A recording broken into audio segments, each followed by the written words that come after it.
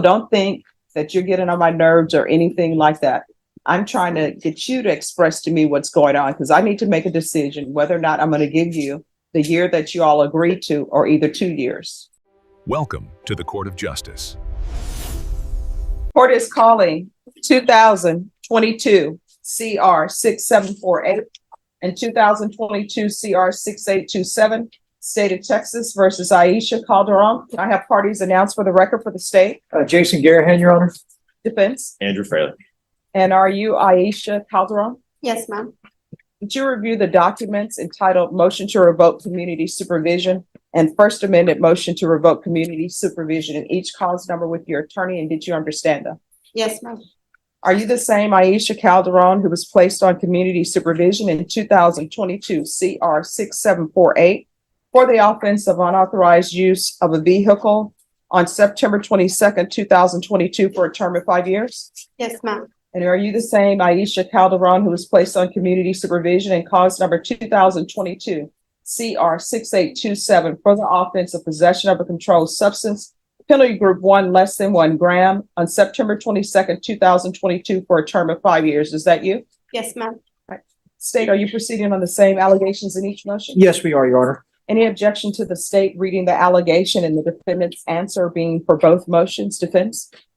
Any objection? No, Your Honor. Right. State? Yes, Your Honor. Violated condition number 44 on or about the 26th day of October 2023 in Bexar County, Texas. The defendant, Aisha Calderon, did then and there failed to comply with the rules and regulations of Esperanza Court, and the defendant refused to comply with the treatment recommendations of the court in violation of condition number 44.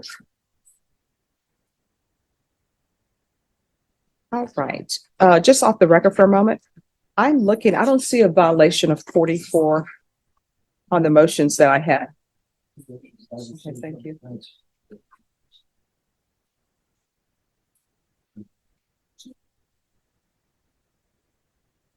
Okay, thank you. All right, how do you plead to the violations in each motion? True or not true? True. Your Honor, we'll waive the remaining violated conditions. No objections.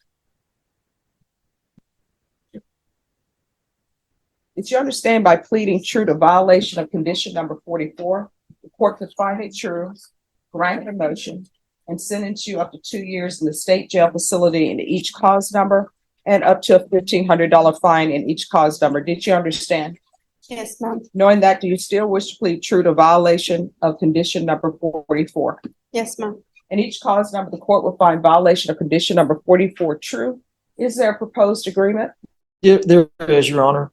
And that is to revoke the individual off of probation and to sentence her to 1 year in the state jail facility on both cause numbers. That is the agreement, Judge. We asked those run concurrent. All right, why should I do that? Judge, she was unsuccessful. She's been in custody for some time. I know that she wanted to address the court and be open to any questions you may have. Yes, why wasn't she successful in Esperanza Court? You want to raise your right hand? Do you solemnly swear or affirm the testimony you give will be the truth and nothing but the truth, so help you God? Yes, ma'am. All right, you can lower your hand, state your name for the record. Aisha Calderon. All right, you can lower your hand. So why were you unsuccessful in Esperanza Court? It's just honestly, Your Honor, I'm trying to get back to my family. I'm not. Judge, may I just one more patient when we talk. Yeah, but why were you unsuccessful? Excuse me, sorry. Why were you unsuccessful? That's my question. So you say you want to get back to your family, so that's why you were unsuccessful? No, ma'am. I was unsuccessful because I can't do it, Your Honor. I'm trying. Why not? Judge, may I help? No, I mean, I want to hear from her. Why? I understand. Why can't you do it? I tried, Your Honor. I tried the whole treatment thing. I got on Suboxone. I've been off drugs, but unfortunately, me and my judge from the Esperanza Court had a disagreement on the medication I was taking. What medication for what? Suboxone for my drug use. when I was in the Alpha home. And she don't think it fits me. She don't think it's right for me. It was helping me. I believe it was helping me because I've been off drugs. So Well, I mean, you can't be on, that's sort of like when people are taking methadone for heroin. You're not supposed to be on methadone for the rest of your life because then you're just replacing another drug with another one. So you had a disagreement with your judge in that court. Then what? then I went back to jail and I'm here. So why didn't you just do what was asked of you? I tried. She violated me. That's why I'm here. Well, I mean, I'm sure she gave you a choice. It wasn't, we're just violating you. Were you not given a choice? Either do what you're being told or you're getting a motion to revoke. Were those your two choices? Yeah, when I came to jail, she didn't. When I had court with her through Zoom when I was in the Alpha home, she had told me that she violated me. I came forward with her because she didn't know that I was on the medication that I was taking in the Alpha home. And she said, okay, well, I'm gonna violate you. Those weren't my conditions. So I came to jail. What conditions are you talking about? For me being on medication. I wasn't allowed to be on the Suboxone or methadone or anything like that. So she violated me, and when I came to jail, that's what happened. You've taken me from A to Z, and you've skipped over low. Will fall in your story. So let me see if I can get this right. You were ordered into Alpha home, is that correct? Yes, ma'am. And while you were in Alpha home, you were on medication. Yes, ma'am. Was this medication that was prescribed to you by a doctor, I'm assuming? Yes, ma'am, by the Alpha home. Okay. And did the judge know that the Alpha home prescribed this to you? My counselor was there with me, yes. So when I was in court, my counselor was sitting with me. Oh, Mr. Garhan, you may continue to confer. Thank you, Judge. And But no. I want to hear what she has to say. Yeah, she's a witness on the witness stand. I want to help her. I know. People got to learn how to express themselves. So I understand. I'm that, Judge, patient. but I have that's- patience in my pocket. I take it out if needed. So don't think that you're getting on my nerves or anything like that. I'm trying to get you to express to me what's going on because I need to make a decision whether or not I'm going to give you the year that you all agreed to or either 2 years or anywhere in between. You understand? yes, ma'am. So you're at the Alpha home. Esperanza Court wanted you in Alpha home. Is that correct? Yes, ma'am. All right. So then is Alpha home the person who put you on the medication? Yes, ma'am. All right. So was the court aware that Alpha home put you on the medication? No, not until 2 weeks after I was on the medication. But I didn't think it was a problem. I thought being in the Alpha home, I didn't really think, that it would be a problem being that it was prescribed to me. Well, whenever you're in a treatment court, all medications are an issue and you have to tell them about all medications you're on. Yes, ma'am. I see that now. So I still find it hard to believe that you're saying that the judge sent you back to me for that one violation. What else was going on at Esperanza Court? Because it had to be more than that. And I don't think, and if I'm wrong, tell me I'm wrong. I don't think you're in treatment at Alpha home and all of a sudden you're on medication and the judge is just like, I'm done. You're on medication. You're being kicked out of the court. I find that hard to believe. So what else was going on that got you sent back to my court? Well, I left, Your Honor. I left the Alpha home. All right, now we're getting to the situation. So you left the Alpha home. Yes, ma'am. And did anybody give you permission to leave the Alpha home? No, ma'am. Why did you leave the Alpha home? Because my judge said that she was putting a warrant out for my arrest.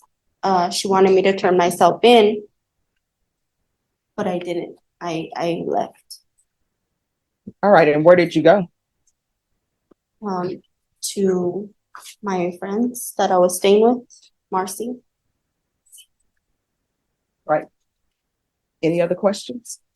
Yes, Judge. And then, so you voluntarily left off. Yes, That's the reason why you're here.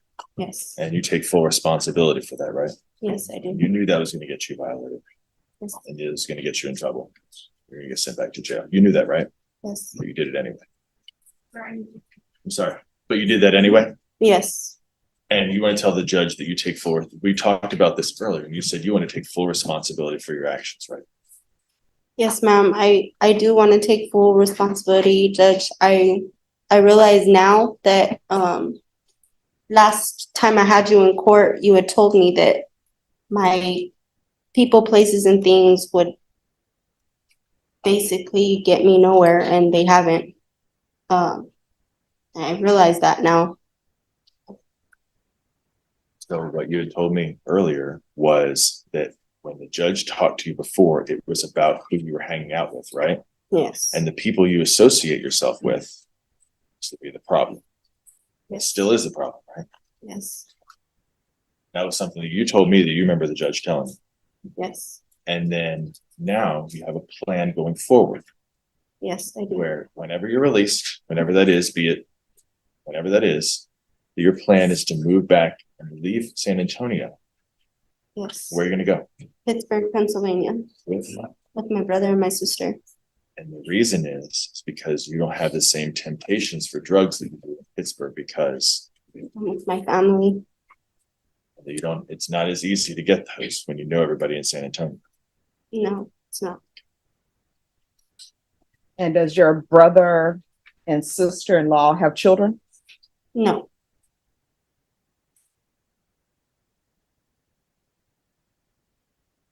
All right, this is what the court is going to do. In each cause number, the court is granting the motion. The court will sentence you to 18 months in the state jail facility, give you credit for any time served, $1,500 fine, time and money to run concurrent. Cause numbers will run concurrently, and there's to be no unsupervised contact with minors. In each cause number, I'm going to show you what's entitled Trial Court Certification of Defendant's Rights to Appeal. Did you review that with your attorney? Did you understand it and did you sign it? Yes, ma'am. All right, because this is not a plea bargain agreement, you do have a limited right to appeal. And that right to appeal is as it relates to the allegations in the motion, not the fact that you were on community supervision. Do you understand? Yes, ma'am. And also because these are felony convictions, you're not allowed to own or possess any weapons or ammunition. If you have a question over what a weapon or ammunition is, you'll need to speak to an attorney. Do you understand? Yes, ma'am. And if you would like, I could have you referred to the therapeutic community. I'm not in charge of whether or not they grant you placement in the therapeutic community. That will be completely up to them. The therapeutic community does not increase the time that you're in custody. Would you like that or no? Yes, ma'am.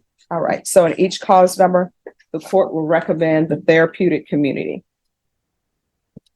All right, we can go off the record. You're still going to have to change your life. You understand? Yes, ma'am. And changing people, places, and things, that is true. But make sure you're changing of people, places, and things is not you running away from your problems. You understand?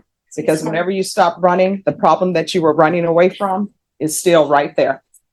All right, good luck to you, okay? Thank you. Court is calling 2023 CR 5819, State of Texas versus Brian Lee Swanee Murphy. Could I have parties announced for the record for the state? Daniel Escobar from the state of Texas. Defense? Larry Mose for the defendant. Are you Brian Lee Swanee Murphy? Yes, ma'am. Counsel, have you received all the discovery and did you review it with your client? Yes, I have. Court will find that the state is in compliance with discovery. Mr. Swanee Murphy, I'm showing you what's entitled Application for Deferred Adjudication. Did you review that with your attorney? Did you understand it? And did you sign it? Yes, ma'am. Next, I'm showing you what's entitled True Bill of Indictment. Did you review that with your attorney? Did you understand it? Yes, ma'am, I did. Counsel, do you waive the reading of the indictment? Yes, I do. State, are you proceeding on the indictment as presented? It's only on count one, judge, waiving count two. Any objection? No objection.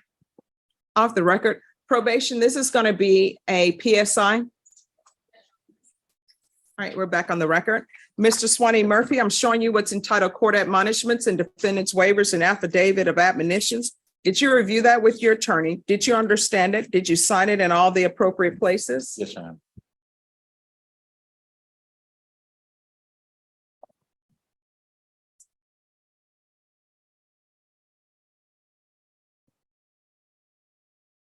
It's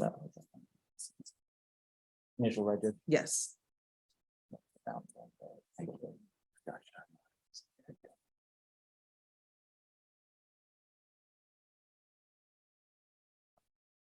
Thank you.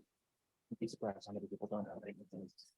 Did you understand? And count one, you're charged with the offense of lawfully carrying a weapon with a felony conviction as a second-degree felony. Range of punishment is anywhere from 2 to 20 years in prison and up to a $10,000 fine. Did you understand? Yes, ma'am. If you have a plea bargain agreement with the state, the court does not have to follow your plea. If for any reason the court doesn't follow your plea and gives you more than you bargained for, the fact that you entered a plea will not be used against you and you will be allowed to withdraw your plea. Did you understand? Yes, ma'am. Did you understand you have a right to jury trial, a right for you or your attorney to cross-examine and confront any witnesses the state would call in the right to remain silent? Ma'am, did. Did you understand by entering this plea bargain agreement, you were giving up those rights? Yes, ma'am. Did you intend to give up those rights and enter into a plea in this case? Yes, ma'am. Did you understand if the court were to grant your application for deferred adjudication, if for any reason your deferred adjudication were revoked, court could find you guilty and sentence you up to 20 years in prison and up to a $10,000 fine? Yes, ma'am. Counsel, has your client been able to provide you with any defenses? Yes, I have. Do you believe he has a rational as well as a factual understanding of the charges against him? I do. Do you believe he's currently competent, was legally sane at the time of the offense? Yes, Your Honor. Mr. Swanee Murphy, has anyone threatened you, coerced you, or placed you in fear to get you to enter this plea? No, ma'am. Has anyone promised you anything other than the plea? No, ma'am. Are you satisfied with the way you've been represented? Yes, ma'am. Are you a U.S. citizen? Yes, ma'am. Court will find that defendant has knowingly and voluntarily waived his right to jury trial. Showing you the plea bargain page. Did you review that with your attorney? Did you understand it? Yes, ma'am. According to plea, punishment is to be assessed at 5 years in the prison. The state is silent on your application. They're taking in consideration grand jury number 783234, JN number 2092866. Did you understand that to be the plea? Yes, ma'am. Defense? Yes, Your Honor. State? Yes, Judge. Showing you the waiver of appeal paragraph. Did you review that paragraph with your attorney? Did you understand it? And did you sign it in both places? Yes, ma'am.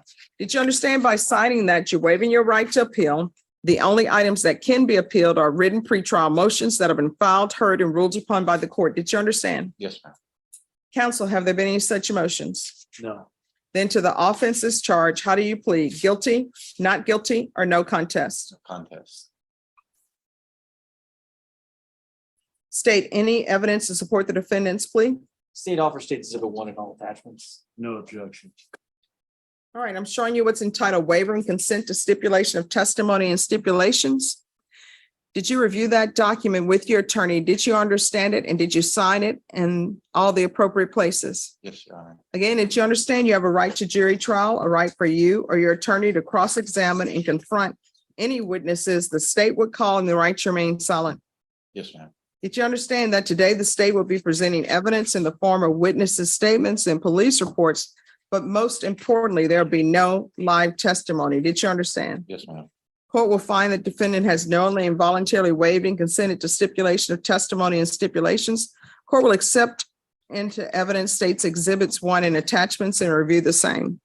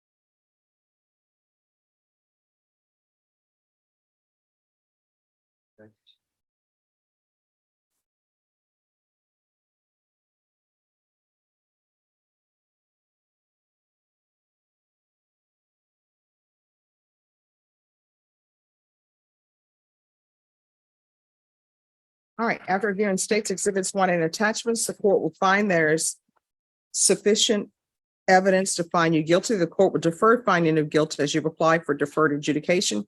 You'll come back on September 28th. I'll make a decision on your application based upon the PSI report and any other evidence that's presented to me. If you can do a PSI report and gang evaluation as well. They gave me September 28th. All right, is there anything else? No, then Your Honor. All right, we'll see you back then. Thank you. You're welcome. The courtroom tension is palpable as the case of Aisha Calderon is called. Facing charges for unauthorized use of a vehicle and drug possession, Calderon had been placed on community supervision, a chance to avoid prison through compliance. But today, she's back before the formidable Judge Stephanie Boyd for violating a critical condition of her probation. The state, represented by Jason Gahn, outlines the violation. Calderon failed to comply with the rules of Esperanza Court, a treatment court, and specifically refused to follow treatment recommendations. When Judge Boyd asks for her plea, Calderon utters a quiet but damning true. Judge Boyd, following procedure, delivers a stark warning, informing Calderon that by pleading true, she could be sentenced to up to 2 years in a state jail facility for each cause number. Calderon confirms she understands the gravity. Judge Boyd then seeks an explanation, asking simply, "Why were you unsuccessful?" Calderon explains it was a disagreement over her Suboxone medication within the treatment court program that led her to leave the Alpha home, a halfway house. This admission reveals a conscious choice to abandon her court-ordered path to rehabilitation. Without hesitation, Judge Boyd moves to sentencing. She grants the motion to revoke probation in both cases.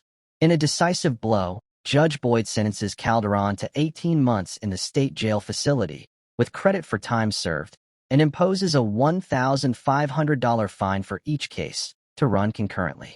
She adds stringent conditions, including no unsupervised contact with minors, but offers a glimmer of structure by recommending the therapeutic community program within the jail system. With a final, "Good luck to you," the proceeding concludes, underscoring the sobering reality that violating probation under Judge Boyd's watch carries immediate and severe consequences. This case is a powerful reminder of the strict accountability enforced in this courtroom and the high cost of defying a second chance.